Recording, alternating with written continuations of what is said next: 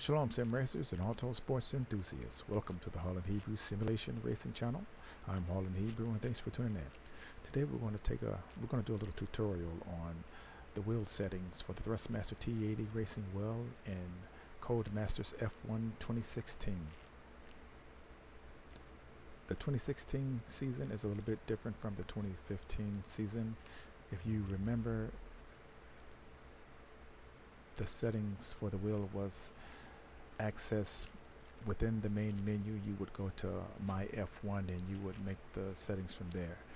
But in the 2016 season, there are actually two places that you can make adjustments. You can make it before you enter your career mode, and you can also make it while you're in practicing or before a race. You can make your adjustments within the race, which is a big plus. So you didn't have to go in and out of the races in order just to make small changes, just so you can find your comfortability level.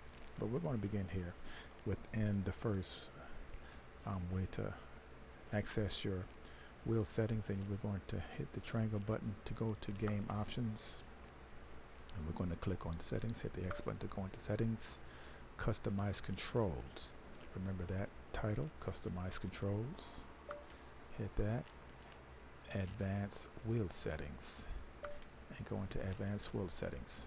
Now off the bat you see that it looks different from the 2015. If you look at the bottom three where it says steering, throttle, and brake, there's a line going through those because those three are actually showing you your current set, what the wheel and pedals are doing right now. If I was to touch my accelerator or my brake, you see it move. If I turn my wheel, you can see that making adjustments, and this is going to allow you to actually set your dead zones, because the only thing that you don't want is, if your potentiometer is slightly off, you want to offset it as far as your brakes or pedals, because you don't want your brakes to be constantly on or your throttle to be constantly depressed, and you don't want your wheel in a perpetual turned position, no matter if it's even one increment. So you're going to offset those things by using your dead zones. Now we're going to start with the steering. If you look at the steering wheel where mine is currently sitting, you see it's at one increment. So basically, as you can see, if I was to just barely move the wheel, you can see it making adjustments to show you where your wheel is currently sitting. And if you turn it to full lock, you're going to see it's going to be 100 increments to 0, to the left 100 increments, negative 100 increments. And as you can see, I'm not touching the wheel at all, and it's currently sitting at a -1. Now if I was to just grab my wheel, turn it about 30 degrees and release it just to see where it'll fall, -1 at 3, that's pretty high. 0, do it the other way, 0, 1, and -1. So you can see with my personal wheel, it can go as high as 3 being offset. So that's how we're going to really determine our dead zone. So I'm going to set my dead zone to about 4. I could go 5, but I really, in order to have the quick response, you want to have it as close to where your maximum offset is. So you just want to eliminate that and eliminate so much tightness in the wheel. You don't want to move one increment and you have the car moving all over the place. Now for the steering linearity, just as it says in the description, it says adjust the amount of difference in the sensitivity between the center point and the remainder of the wheel. A high linearity value will make the center position far less sensitive than the far left and far right extents of rotation. So what that basically means is, as I displayed just showing the wheel, there's 100 increments, right? Now when you set your linearity, you are going to allot how many increments that you want for a full rotation. Now, in the current case, when you take it out the box and you're driving like this, you probably try driving like this. If you have, then you would notice pretty much almost impossible driving with the wheel, because nobody can hold the wheel that straight in a turn or even in a straight. It's just too much sensitivity. So you really want to allot yourself a lot of increments, because the higher the increments that you set your wheel to, the more precision it's going to allow you to steer. You're going to be able to make long sweeping turns without, you know, jostling left or right. You're going to be able to maintain a straight line better. You're going to be able to drive in close configurations with other drivers without hitting them. This is what the linearity is going to allow you to do. Now with the saturation, just as it is in the description, adjust at which rotation is considered maximum, lock and scales appropriately. An increased saturation represents an increase in sensitivity. So basically, as you can see, if you turn your wheel to the full lock position, that's how many increments it's going to take to get to 91.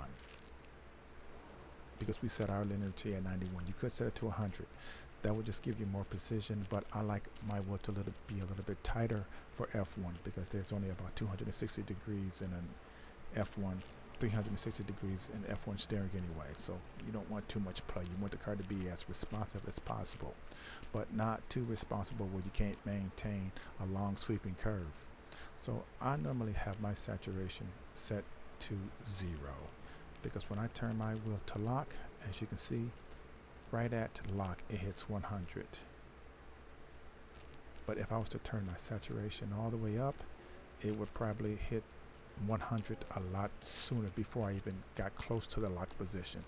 That's what your saturation is going to do. It's going to have those 91 increments in a closer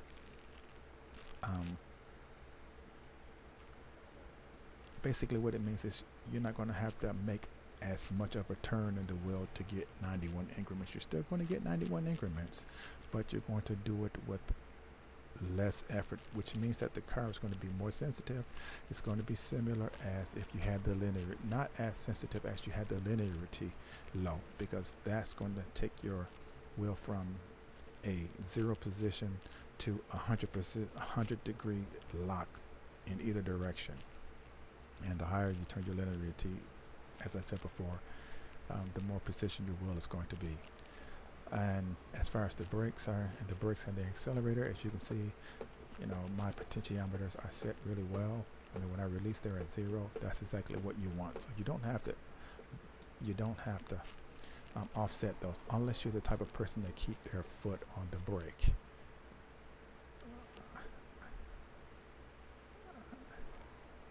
I mean, with mine, you know what? My brake saturation, let's see here.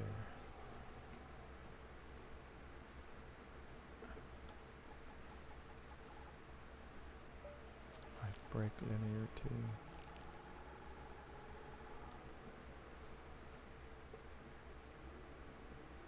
Yeah, you really can leave those at 0. If you want to play around with those, you know, you can, but here's where you really want to be. So we're going to go back,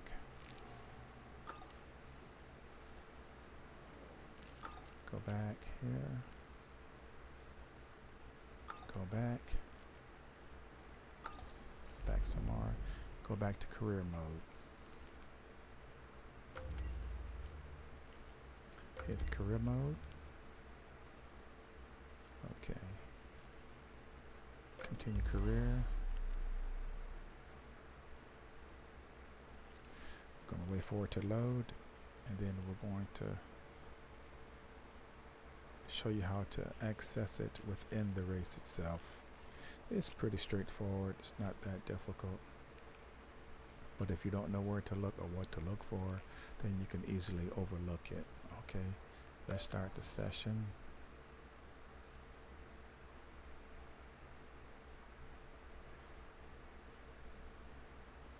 We're just going to wait for it to load.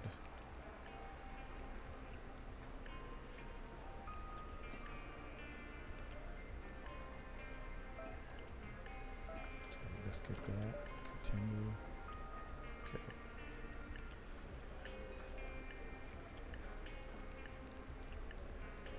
Okay, skip that. Yes, I'm losing the rival with Lewis Hamilton. If I have to lose to anyone, he's the person to lose to. Okay, we can skip this. And as you can see, just by looking at the introduction, let's see, go to the laptop. Okay, hit the X to go to race. And I'm going to show you how to access it within the race or within practice or within qualifying. You can still adjust these settings while you're in the race. You don't have to come all the way out to the end, which is a great thing. So once you go into the practice mode, all you have to do is just adjust the sensitivity and the linearity just the perfect position for you. The atmosphere, we're almost ready to go then, and this is what the Start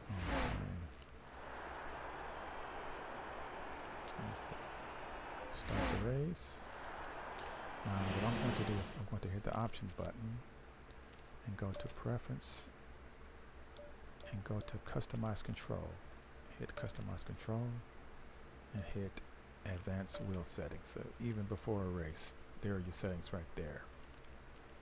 So if you're in practice and I don't know, you may want your steering to be tighter, you can reduce the linearity or you can increase the saturation just to get the car to be a little bit more responsive. And that's that. Go back.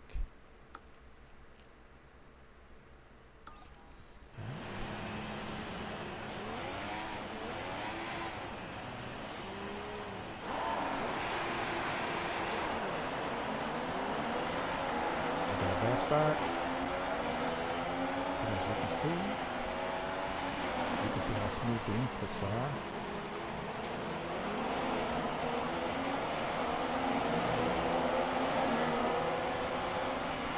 And if this video has been any help to you, I just ask that you hit the like button. You can also share. Ooh, I whacked him. And if you haven't subscribed, please subscribe. And I'm going to be doing a tutorial on the Thrustmaster T80 as well. And I must admit that